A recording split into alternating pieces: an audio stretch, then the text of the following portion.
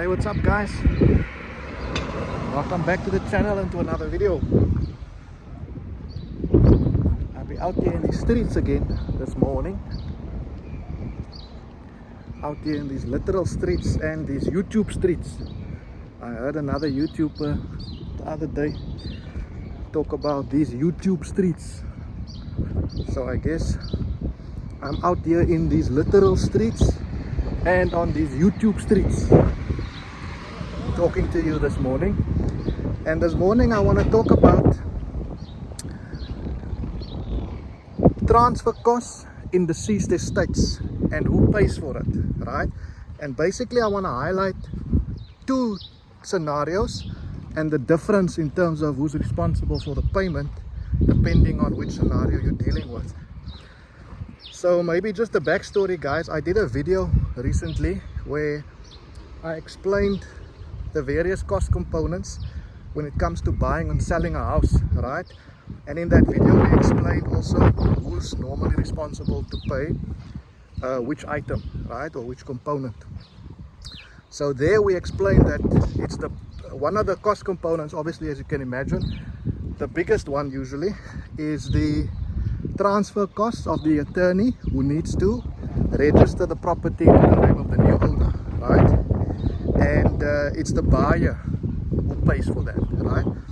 So as you can imagine, guys, when it comes to deceased estates administration, oftentimes you're dealing with a deceased who also owned immovable property, right? And so there's a need to pass transfer of the property, ownership of the property, to the heirs of the deceased, right? So there too there'll be the cost of the attorney, we call it a conveyancer, to do all that work. Now maybe just to say there's two scenarios, right?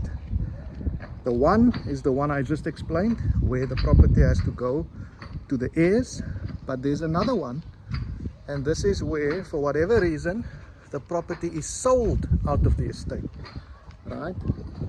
The property is sold out of the estate, so it doesn't go to the heirs, right? It goes to someone who buys it out of the estate, as it were.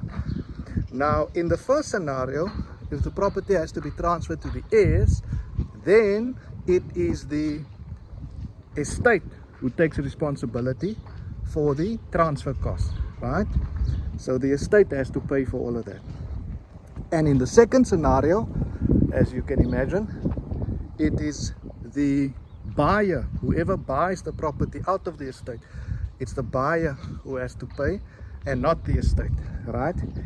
So maybe just a footnote on the first scenario, guys, where we're passing ownership from the deceased to the heirs.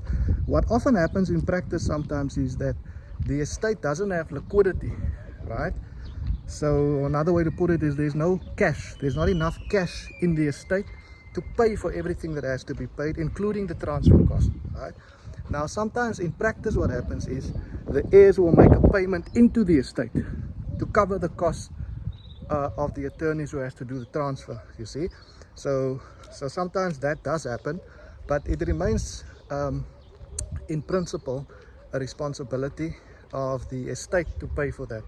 So maybe that's something to keep in mind as you're doing your estate planning. But anyway, guys, that's how that works. I hope you enjoyed it. I hope you found some value in it. Thank you so much for watching. I'll see you back here next time, and until then, take care. Cheers for now.